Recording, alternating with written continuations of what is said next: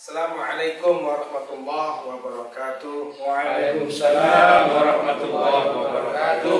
Pemirsa, hari ini saya bersua kembali dengan kita semua meneruskan program Majelis Ulama Indonesia Kabupaten Pasuruan dalam rangka roadshow untuk pencegahan narkoba di wilayah Kabupaten Pasuruan. Tepatnya saat ini saya berada di SMKN Tutur Kabupaten Pasuruan. Saya tidak sendirian, ditemani beberapa narasumber. Ada dari Ketua Majelis Ulama Indonesia Kabupaten Pasuruan. Assalamualaikum Pak Kiai. Waalaikumsalam warahmatullahi wabarakatuh. Yang kedua, saya juga ditemani Sohibul Bed dan Sohibul Makanan, yakni Kepala SMKN Tutur Kabupaten Pasuruan, Bapak Amjad. Assalamualaikum Pak Amjad. Waalaikumsalam warahmatullahi wabarakatuh. Sehat Pak? Sehat, alhamdulillah. Juga ada Pak Camat Tutur, yakni ada Pak Sugeng. Assalamualaikum Pak Sugeng. Waalaikumsalam. Sehat saja Pak? Alhamdulillah sehat. Yang tidak kalah pentingnya, pemirsa, juga hadir Kasat Narkoba Polres Kabupaten Pasuruan, Pak Slamet. Assalamualaikum Pak Slamet. Waalaikumsalam warahmatullahi. Masih sehat Pak? Alhamdulillah sehat. Mungkin pemirsa tidak pernah dengar atau baru mendengar kali ini ada Ketua Ganas Anna, adalah underbo kalau bisa disebut seperti itu, atau anak binaan kalau bisa disebut seperti itu juga.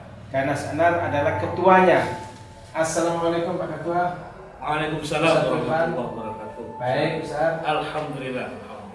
Beliau berlima ini pemirsa, sama yang diinginkan oleh pemerintah, bahwa kita semua perang dengan narkoba. Tidak hanya negara yang bermusuhan berperang dengan narkoba, Majelis Ulama Indonesia, ormas-ormas besar, Nahdlatul Ulama Muhammadiyah juga sama memerangi narkoba, karena ini adalah musuh negara.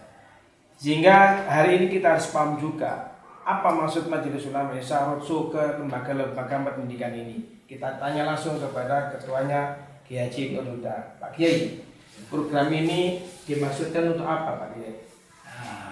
Terima kasih. Program ini adalah dimaksudkan untuk menyelamatkan anak bangsa, Generasi muda. Sebab generasi muda itu kata pepatah Arab, subhanul yaum rijalul. Jadi pemuda zaman sekarang ini adalah calon untuk pemimpin-pemimpin masa depan. Jadi perlu kita selamatkan dari narkoba, penyalahgunaan narkoba ini. Nah, kalau ini diselamatkan dari masalah satu itu, insya Allah lainnya biar selamat. Karena narkoba itu adalah sumber dari seluruh kemaksiatan, seluruh malapetaka. Itu narkoba. Demikian bisa dikatakan Pak Kiai bahwa kalau hari ini pemudanya ini bermasalah, maka pemimpin negerinya akan datang juga bermasalah. Itu. Bagaimana kita untuk memilih calon kalau calonnya tidak ada yang selamat dari narkoba nanti? Tidak bisa kita bayangkan nanti pemimpin-pemimpin masa depan. Maka dari itu mulai sekarang kita harus bergerak cepat untuk menyelamatkan anak-anak didik kita. Sampai kapan ini Pak Kiai program ini? Ya, kalau dimungkinkan sampai seterusnya, sampai banyak hasilnya. Ya, banyak hasilnya, jadi mengurangi dari para penyalahguna narkoba itu. Yang terakhir Pak Kiai, sebenarnya Pak Kiai melihat Kabupaten Pasuruan, warga Kabupaten Pasuruan ini, menurut pantauan Pak Kiai, bagaimana sih narkoba ini terjadi? Sangat mengkhawatirkan. Pasuruan ini penyalahgunaan narkoba di Jawa Timur, insya Allah nomor 2 nasional. Nah, Jawa Timur. Ya, Jawa Timur. Minimal juara ketiga, bukan juara ketiga masalah penyalahgunaan narkoba Pasuruan. Tentu Majelis Ulama Indonesia yang membawa ormas-ormas yang ada di bawahnya, ada Nahdlatul Ulama, ada Muhammadiyah, dan yang lain. Bagaimana koordinasi dengan lembaga-lembaga ini Pak Kiai? Alhamdulillah, memang selalu berkoordinasi dengan NU seperti sekarang ini, ya. Ini kerjasama antara MUI Kabupaten, MUI Kecamatan, dan MUIC NU Kecamatan ini. Ya, datang Pak Hadi, Pak Haji Rogi, barang itu, dan juga dengan Muspika, ya, Muspika sekaligus Muspika Kecamatan Tutur. Ini sama datang sama-sama, yaitu mempunyai visi dan misi untuk memerangi narkoba ini. Ya. Nah, terima kasih Pak Kiai. Dan pemirsa, saya akan beranjak kepada Kasat Narkoba Polres Kabupaten Pasuruan. Sebenarnya bagaimana sih tingkat kekhawatiran di Kabupaten Pasuruan ini tentang narkoba? Pak Slamet, kita tahu seperti yang dikatakan Pak Ketua MU tadi bahwa kita urutan persoalan narkoba ini Jawa Timur nomor 2. Bagaimana Pak Kasat melihat persoalan yang di Kabupaten Pasuruan untuk masyarakat pada umumnya? Tentunya kita sudah mengambil langkah-langkah baik preemptif, preventif maupun represif. Pada bulan Januari sampai dengan hari ini, sampai dengan bulan ini, kita sudah melakukan beberapa langkah-langkah represif. Penegakan hukum kurang lebih sudah mencapai angka 170 kasus.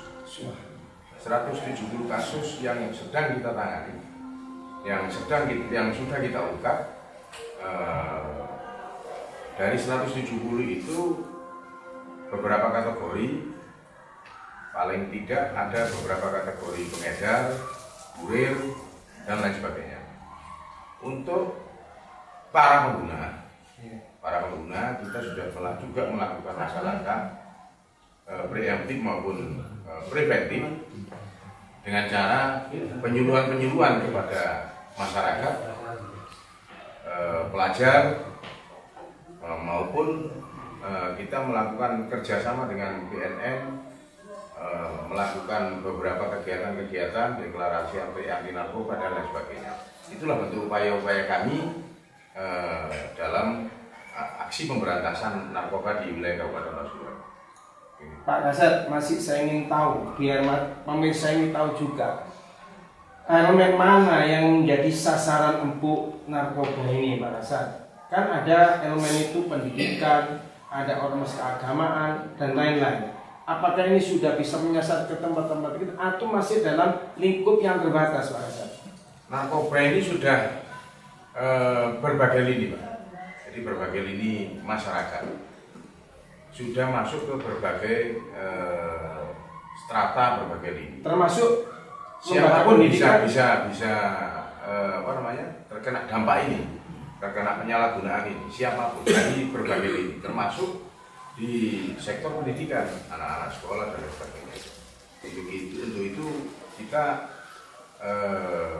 wajib melakukan langkah-langkah pencegahan kepada adik-adik kita yang masih sekolah untuk menyelamatkan generasi muda di masa depan. Pesan apa Pak Kasat? Seperti yang diinginkan oleh Pak Ketua MU tadi, supaya masyarakat betul-betul aman dari persoalan narkoba ini. Apa pesannya Pak Kasat? Pesan-pesan dari kita kepada masyarakat terhadap narkoba ini: jauhi narkoba, bulatkan tekad untuk perang terhadap penyalahgunaan narkoba. Itu saja, tidak ada kata lain, karena narkoba ini sangat merusak generasi bangsa. Mungkin itu yang bisa kami sampaikan. Nah, pemirsa, jauhi narkoba itu kata pesan yang disampaikan oleh Kasat Narkoba Polres Kabupaten Pasuruan. Ayo kita sama-sama mengajak seluruh warga kita, seluruh keluarga kita didahului seperti itu. Pemirsa, saya tidak sendiri juga, ada Sohibul Wilayah, Pak Camat, Pak Sugeng. Pak Sugeng, untuk wilayah Kecamatan Tutur, bagaimana yang kondisi akhir Pak Sugeng? Ya, terima kasih. Kami sudah komunikasi dengan Bapak Kasat Narkoba bahwa hampir seluruh kecamatan ini merata begitu ya. Jadi kondisinya memang semuanya mengkhawatirkan. Tapi saya sebagai kepala wilayah di Kecamatan Tutur bahwa menyadarkan bahwa narkoba ini merupakan tanggung jawab kita bersama, tanggung jawab semua pihak, baik melalui orang tua, kemudian pemerintah, kemudian stakeholder, ya, kemudian organisasi kemasyarakatan. Ya. Oleh sebab itu saya sangat berterima kasih kepada MUI yang memprakarsai kegiatan Turba ini, sehingga ini merupakan momentum bagi kita bersama bahwa narkoba itu memang perlu dan sangat perlu diberantas oleh siapapun. Begitu Pak Munir. Ya, Pak Camat, satu lagi, bagaimana koordinasi dengan elemen-elemen tokoh-tokoh masyarakat, Toga Thomas yang ada di Kecamatan Tutur ini? Apakah itu sudah tuntas, sudah selesai sampai tingkat bawah? Karena tingkat bawah ini biasanya jadi sasaran utama. Apakah ini sudah ada koordinasi dengan pihak kepala desa, yang lainnya? Sudah seperti itu Pak Camat. Oke, terima kasih. Jadi saya sebagai kepala wilayah Kecamatan Tutur tentunya ke depan ini kami akan menginstruksikan kepada seluruh kepala desa pentingnya sosialisasi di masyarakat yang mungkin nanti bisa sosialisasi ini dianggarkan melalui dana desa. Nah, ini penting sekali Pak Budi. Jadi ke depan melalui musrenbang ini akan kami sampaikan pentingnya sosialisasi ini sehingga nantinya semua masyarakat mulai dari desa sampai ke atas ini paham betul bagaimana bahaya daripada narkoba ini. Gitu, Pak. Kalau di tempat lain ada semacam satgas penanggulangan bencana, kalau apakah tidak perlu Pak Camat menginisiasi adanya satgas narkoba di tingkat semua masyarakat, RT RW atau yang lainnya? Saya kira ini perlu juga, Pak. Jadi nanti ketika kepala desa ini mengadakan sosialisasi, disinilah nanti perlu adanya pembentukan satgas ini. Saya kira ini sangat penting. Jadi nanti utamanya juga kita kepada lembaga-lembaga sekolah yang kebanyakan juga sekarang ini mulai banyak disasar pemuda-pemuda ini, jadi lembaga sekolah, kemudian mungkin kalau ada pondok-pondok pesantren dan sebagainya, ini perlu kita adakan sosialisasi bersama secara masif. Ya, terima kasih Pak Camat dan pemirsa. Kita tahu sebenarnya apa yang terjadi di SMKN Tutur. Apakah juga pernah terjadi kasus narkoba atau bagaimana? Kita tanya dulu langsung kepada Pak Kepala sekolahnya, Pak Amja. Bagaimana Pak Amja untuk penanganan narkoba di sekolah ini? Apakah ada program khusus atau ada semacam semua siswa yang masuk harus bebas narkoba? Misalkan ada tes urin dan sebagainya. Ya, terima kasih yang saya hormati Bapak sekalian. Untuk SMK di Tutur dalam masa jabatan saya kurang lebih 1 tahun di sini, alhamdulillah untuk hal-hal tersebut itu masih belum muncul. Tapi pengertian di sini kita perlu antisipasi bersama. Yang jelas pihak lembaga pendidikan yang bisa dilakukan adalah dari aspek psikologis, melalui aspek psikologis dan edukatifnya. Kita tahu bahwasanya usia-usia sekolah menengah ini, anak-anak peserta didik usia sekolah menengah ini, dia ciri-cirinya yang pertama dia memiliki rasa ingin tahu yang tinggi, kemudian dia memiliki over energy, kemudian energi. Terus kemudian yang ketiga adalah dia masih dalam taraf pencarian jati diri. Nah, dari 3 aspek psikologis yang ada pada diri siswa ini yang kita kembangkan, yang pertama adalah memberi banyak pembelajaran-pembelajaran yang di dalamnya ada nuansa karakter building, pembentukan karakter. Di situ selain aspek hal-hal yang bersifat normatif juga kita CCP, kita masukkan nilai-nilai agama yang pertama. Kemudian yang kedua adalah melalui berbagai macam kegiatan yang bersifat kesiswaan, baik melalui secara internal pembelajaran. Ini kebetulan pada kurikulum baru ini ada yang namanya P5, program penguatan profil pelajar Pancasila. terus kemudian maupun kegiatan-kegiatan ekstra. Jadi mereka yang kelebihan energi ini pada usia-usia remaja ini bisa tersalurkan secara positif. Kemudian kita juga mengadakan secara reguler itu pembinaan atau semacam sosialisasi kepada orang tua. Artinya apa? Karena anak-anak ini di sekolah hanya 8 jam maksimal. Selebihnya 16 jam mereka berada pada lingkungan keluarga maupun masyarakat. Dan ingat, keluarga ini adalah merupakan faktor utama atau prime faktor dalam pembentukan karakter siswa. Sehingga dengan adanya satu sisi pembelajarannya ada di sekolah yang bersifat konstruksi preventif, ya, kemudian kita melakukan juga kerjasama dengan orang tua, diharapkan kita bisa meminimalisir paling tidak atau kalau bisa menghilangkan sama sekali hal-hal yang bersifat kecenderungan kepada narkoba, obat-obatan terlarang, pergaulan bebas dan lain sebagainya yang intinya mengarah kepada kehilangan dari anak-anak kita ini untuk mengarah kepada kehilangan masa depan. Saya kira itu, Pak.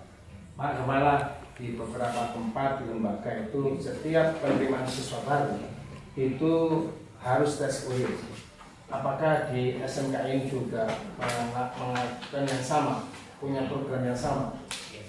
Kalau dari pihak sekolah, karena ini berhubungan dengan pendanaan, kita belum, cuma kita sarankan pada saat PPDB itu seorang anak itu ke puskesmas, Pak, untuk cek kesehatan. Di situ biasanya dari cek kesehatan yang dilakukan oleh puskesmas atau rumah sakit terdekat, ini kita bisa paling tidak kita dapat informasi awal tentang kondisi anak tersebut. Nah, dari situ nanti ini jadi bahan kita. Misalnya ibaratnya bahan mentah itu kita sudah dapat informasi awal, untuk kelanjutannya kita lakukan pendampingan bagi mereka yang terindikasi awal mereka ada kecenderungan pada penggunaan obat-obatan. Ya, terima kasih Pak Kepala dan pemirsa. Ternyata di sekolah ini bebas dari narkoba. Semoga kita seperti itu yang terjadi. Yang terakhir, narasumber yang terakhir pemirsa, untuk Anda tahu supaya kalimat atau sebutan Ganas An-Nar itu apa dan apa programnya. Saya tanya dulu kepada Pak Surhan selaku ketua. Bagaimana Pak Surhan? Apa itu Ganas An-Nar? Ya, terima kasih. Ganas An-Nar ini adalah sebuah organisasi yang sebagaimana tadi dikatakan bahwa Ganas An-Nar ini adalah anak binaan dari DBMUI, khususnya yang ada di Kabupaten Pasuruan. Berarti anak binaan dari DBMUI Kabupaten Pasuruan, yang pada prinsipnya dibentuknya ini adalah untuk ikut serta dan berperan aktif dalam penanggulangan, pencegahan dan pemberantasan peredaran gelap narkoba.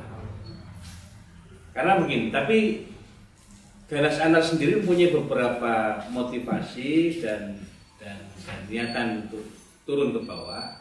Ada 3 hal yang sering saya sampaikan di mana-mana, bahwa pada prinsipnya kalau kita mau berperang melawan narkoba, untuk menghilangkan narkoba itu sangat sulit. Iya. Tapi bagaimana kira-kira yang bisa kita lakukan diantaranya adalah menekan pengguna narkoba.